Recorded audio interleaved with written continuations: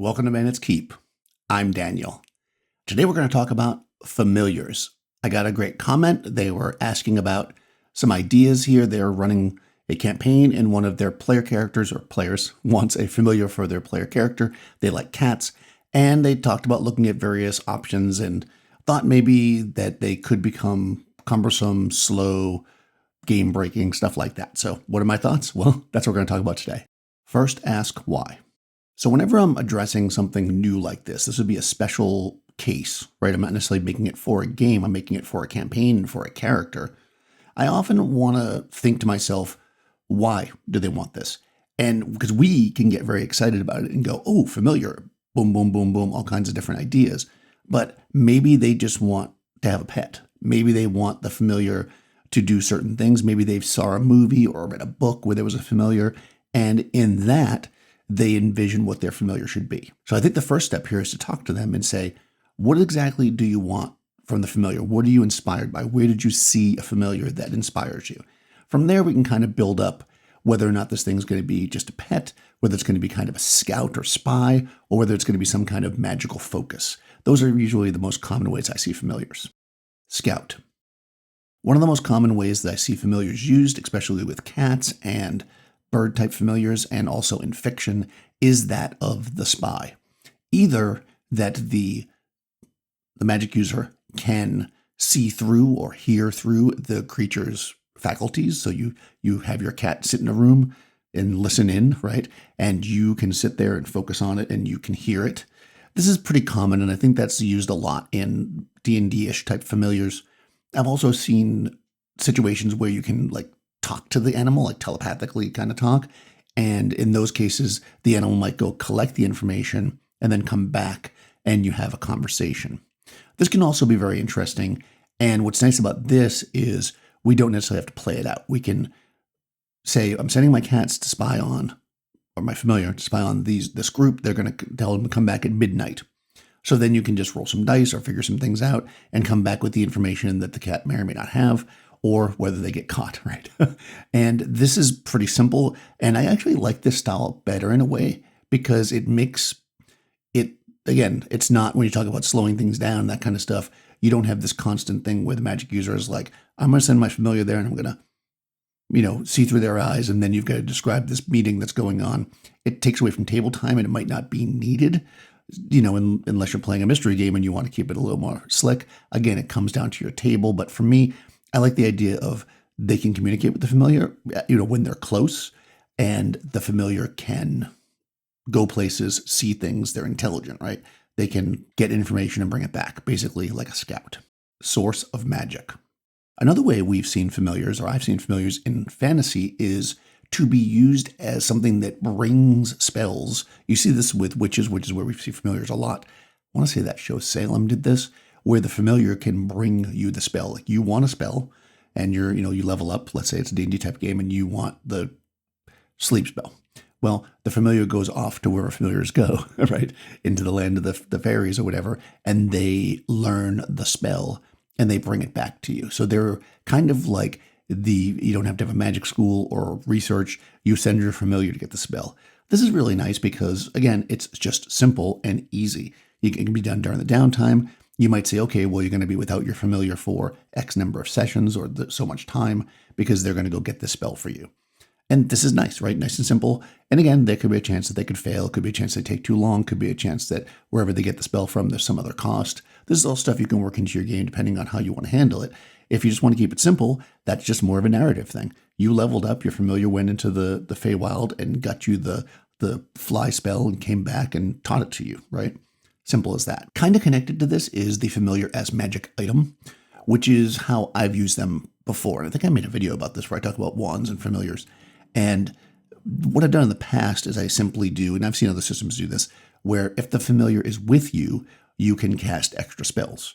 They're kind of like an extra spell slot, if you will. So I think I did one per level, if I'm remembering right. So if you're, let's say, a third level magic user, so you can usually do a first level spell or 2 first level spells, I guess, and 1 second. Well, with the familiar with you, you'd get 1 extra first and 1 extra second.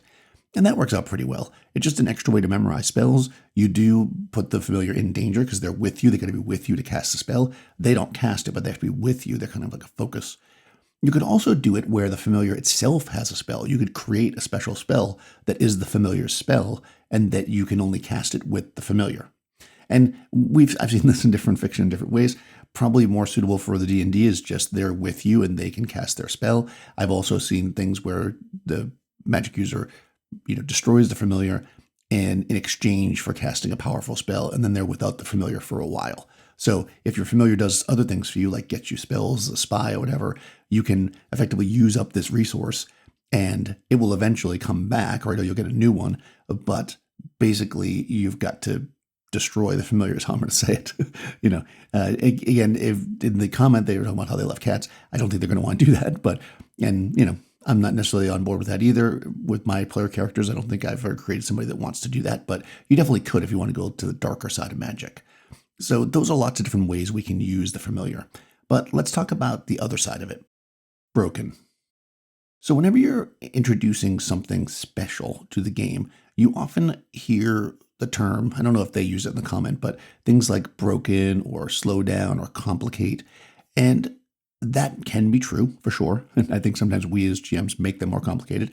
But I also think that we have to consider, and I talked about this a while back in the combat video where I talked about long combats, and the idea really isn't that something takes an amount of time, but how fun is it? Something that is not fun feels like it's taking forever, even if it's short. Something that is fun feels like time flies by, even though, it may take a while. So you have to consider it like that. If the familiar is fun, if it's interactive, if you're enjoying it, then it might not matter that there's a little bit extra mechanic or whatever involved in it. If the familiar is tedious and boring and the way it's run, then that's, no matter how cool it is, that might become a problem. So my advice here would be to keep it as simple as possible. Give it very specific things it can do.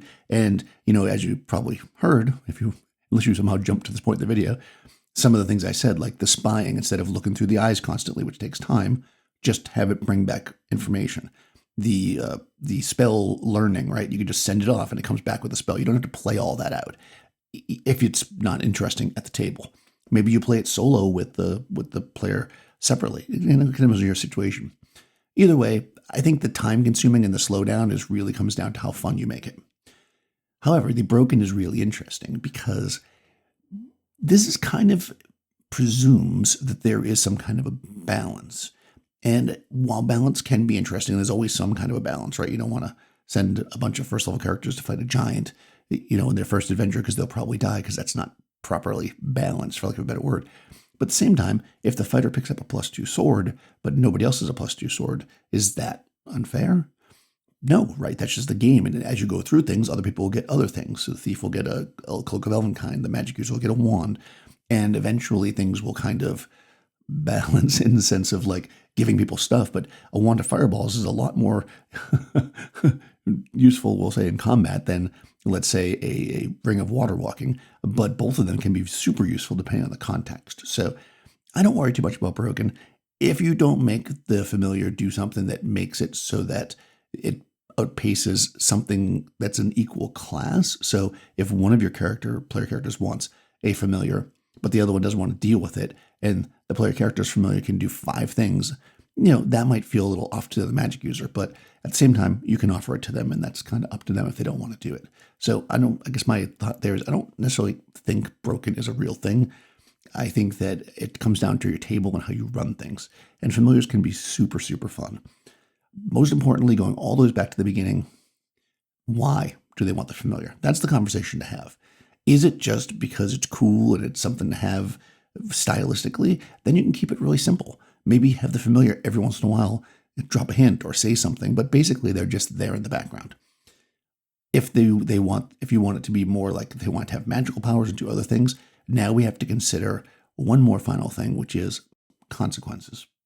If you look at some of the older versions of familiars, and I'm going off the top of my head, like I believe in first edition Dungeons and Dragons, when you get a familiar, the magic user gains some hit points equal to the familiars, but if the familiar dies, they lose like double that many hit points, and that's something like a saving throw or something. It's like pretty severe, and then they can't get another familiar for like a year. Then you look at, when I was running 5th edition, the familiar is basically like a fey creature, and if they get killed, they just disappear, you just summon another one. So there's almost no reason to protect it, if you will.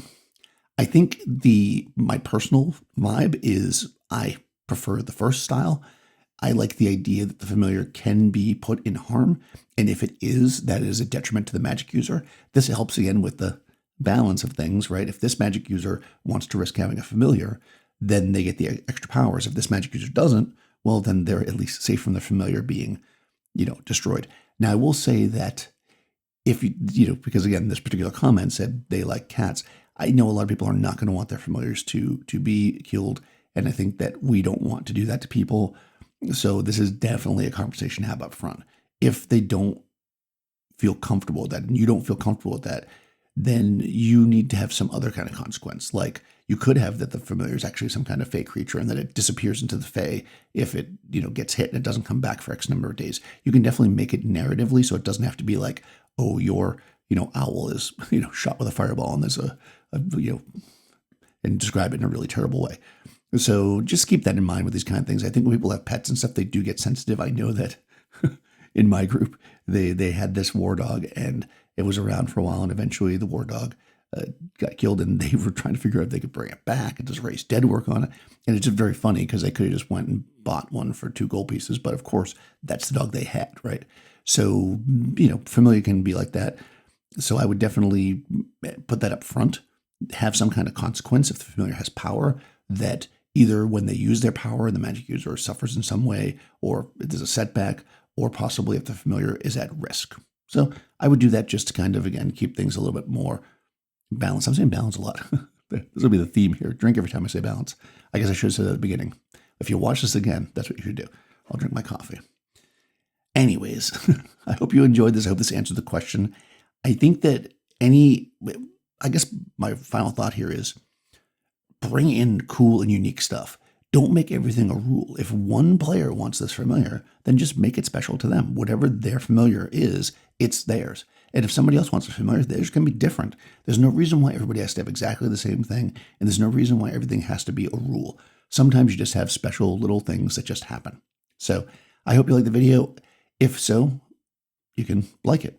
Also subscribe to the channel. That's always cool. If you check down the description, you'll find a link to my Discord server. Great group of people over there having conversations about all kinds of cool stuff. And also my Patreon if you want to support the channel. I'll talk to you soon.